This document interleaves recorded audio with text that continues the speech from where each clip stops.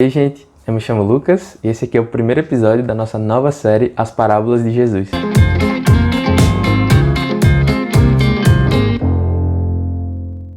Então, a gente tá de quarentena, como você sabe. A gente tem tentado se virar, né, para ensinar a nossa igreja, o nosso povo.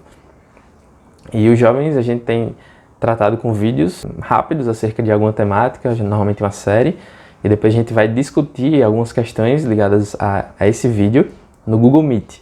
Então, se você caiu aqui de paraquedas, sei lá, você está convidado. Sábado, 21 horas, no Google Meet.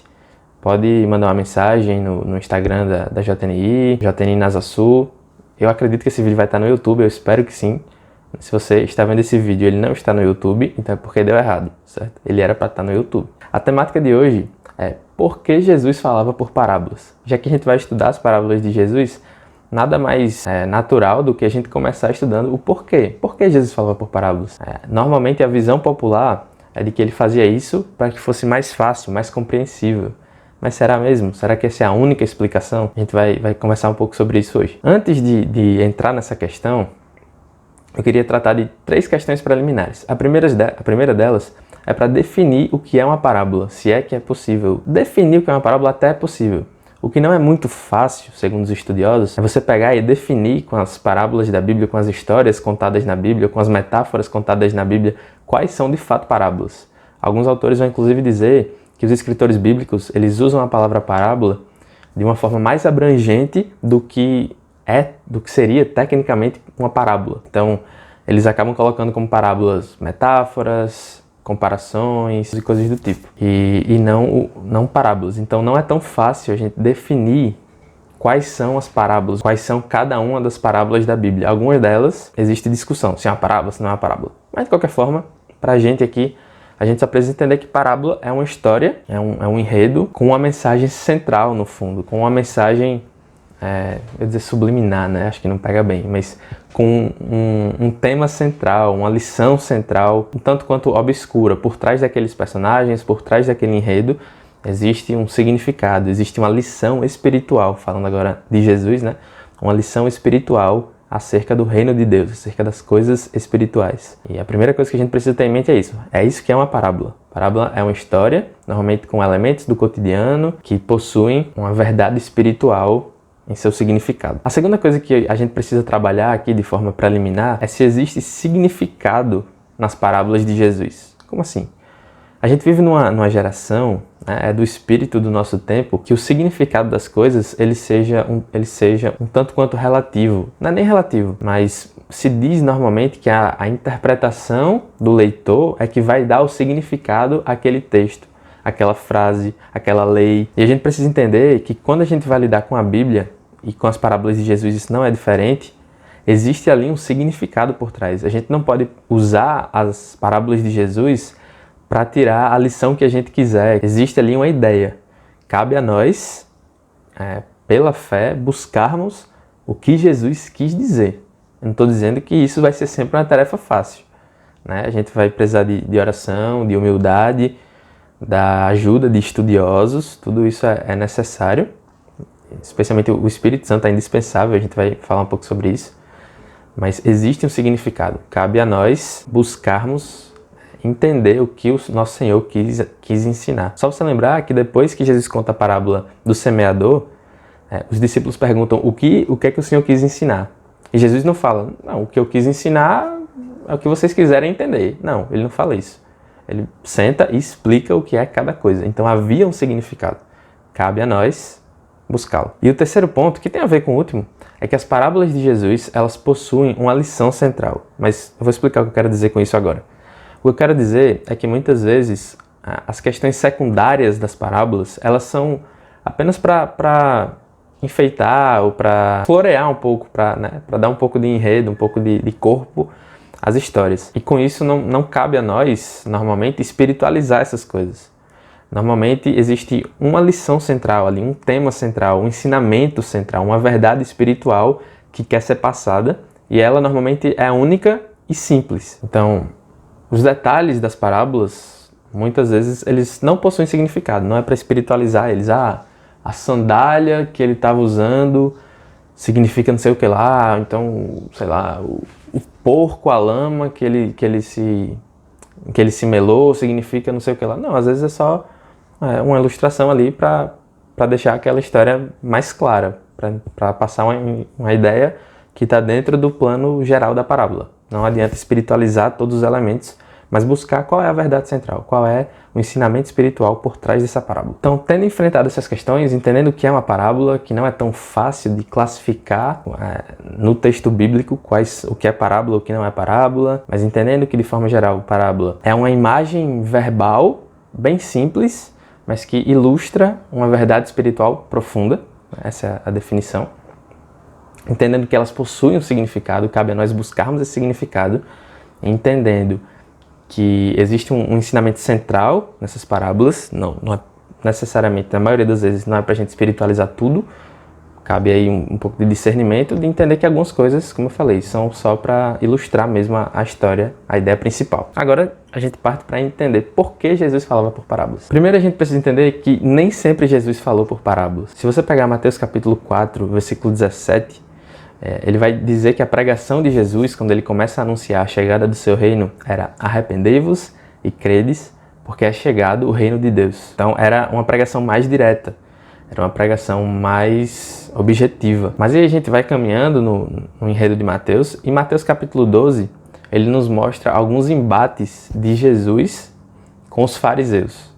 Começa a haver um conflito, um confronto no ministério de Jesus. Jesus vai ganhando notoriedade, muitas pessoas começam a segui-lo e ele começa a chamar a atenção de uma das classes religiosas mais importantes daquela época, que eram os fariseus. Por exemplo, no início de Mateus capítulo 12, Jesus está caminhando com seus discípulos por uma plantação de trigo, e o que acontece? Eles colhem o trigo para comer, e é sábado. E você já deve saber que os fariseus colocavam um fardo enorme, né, sobre os judeus no sábado, criando inclusive regras humanas que não condiziam com o objetivo do Shabá, do quarto mandamento. E aí eles confrontam os discípulos e Jesus acerca dessa questão. E aí, né, Jesus fala, enfim, esse texto é conhecido, que ele é Senhor do sábado, que o sábado foi feito para o homem, não o homem foi feito para o sábado. E aí, em seguida, Jesus entra no templo e faz o quê? Cura um leproso, também no sábado. Então, isso dá margem para mais discussão, mais briga, mais conflito, fica ainda mais tensa a relação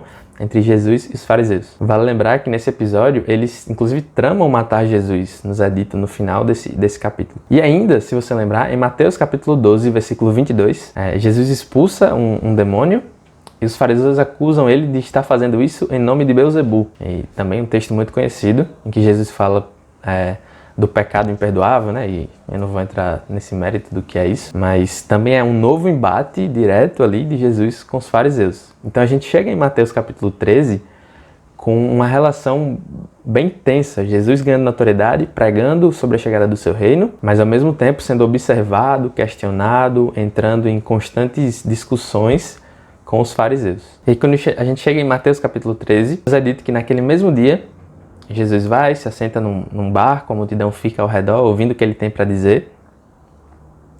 E ele vai e conta a parábola do semeador. Ele vai dizer, né? O semeador vai jogando as sementes, uma cai num solo de um jeito, num solo de outro. E conta toda a história, a gente vai ainda abordar essa parábola. E aí depois disso os discípulos perguntam: mestre, por quê? Por que o senhor está falando por meio de parábolas, né? E aí ele vai e explica dizendo o seguinte: a vocês foi dado o conhecimento dos mistérios do reino dos céus, mas a eles não.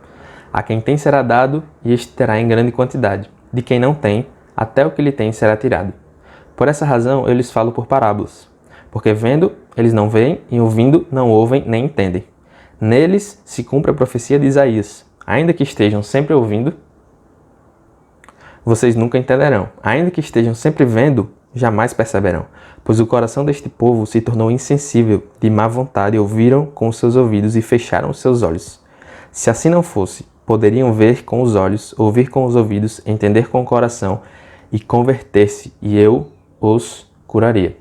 Mas felizes são os olhos de vocês, porque vocês veem, e os ouvidos de vocês, porque ouvem.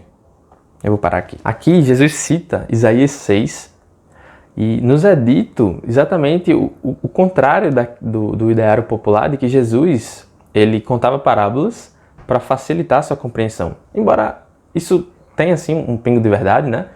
eram histórias que o povo estava mais familiarizado, o povo já sabia o trabalho de um agricultor, o povo já conhecia o trabalho de um pastor de ovelhas, o povo já conhecia essa realidade, então estava mais próximo dele, mas ao mesmo tempo, ao fazer isso, ele encobre algumas verdades espirituais, ele torna um tanto quanto obscuro algumas verdades sobre o seu reino. Então a gente pode dizer que Jesus falava por parábolas por duas razões: para melhor compreensão daqueles que o seguiam e o buscavam e queriam entender os seus ensinamentos, e para que tornasse mais difícil a compreensão daqueles que o buscavam para tentar desmascarar ou fazer com que ele caísse em descrédito, ou mesmo daqueles que o seguiam apenas por outros interesses. As parábolas, portanto, elas têm um elemento de juízo prévio de Deus sobre aqueles que o buscam com um coração orgulhoso. A verdade é que apenas os discípulos, aqueles que buscavam Jesus e seguiam Jesus de forma verdadeira, autêntica, apenas eles entendiam as verdades das parábolas de Jesus. Apenas a eles Cristo explicava as parábolas. Apenas a eles era revelado aquilo que estava oculto. Você deve saber que Isaías, lá em Isaías capítulo 6, que é o trecho citado aqui por Jesus, ele foi um profeta de juízo. Deus envia ele ao povo e fala: olha, você vai pregar, mas vai pregar para amontoar brasa sobre esse povo, porque esse povo já cerrou o seu coração para mim, já endureceu o seu coração, ele não quer ouvir a minha voz. E a mesma forma é o que estava acontecendo aqui. Jesus estava dizendo: olha, esse povo já me rejeitou. E eu vou dificultar o entendimento deles. Eu vou, de fato, responder a eles da mesma forma de endurecimento de coração com a qual eles estão me buscando. Eles não estavam dando crédito à chegada do reino do Messias. E aí Jesus começa a desvendar os mistérios acerca do seu reino de uma forma que só aqueles que buscavam de forma genuína entenderiam. Por isso que a gente diz que as parábolas têm um duplo sentido. Para uns ela é juízo, para outros é graça, para outros é Jesus sendo gracioso e revelando algumas verdades acerca do seu reino. Então, é por causa disso que nesse momento Jesus começa a falar por parábolas. Lembre-se que naquela época ainda tinha gente esperando que o Messias, mesmo durante o ministério de Jesus, né, que ele viesse instaurar um reinado político. E aí Jesus começa a mostrar que o reino dele é diferente, o reino dele cresce de forma invisível. O reino dele não é um reino que vai acontecer agora, né, com cetro de ferro e visível, político. Não, o reino dele é diferente.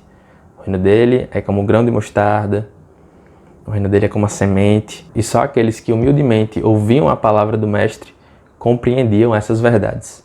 Aqueles que o buscavam por outros interesses, mesmo aqueles que queriam que ele morresse, queriam matá-lo, a eles seria negado a possibilidade de compreender, como resposta, né, a esse endurecimento de coração. Então, lembre-se disso.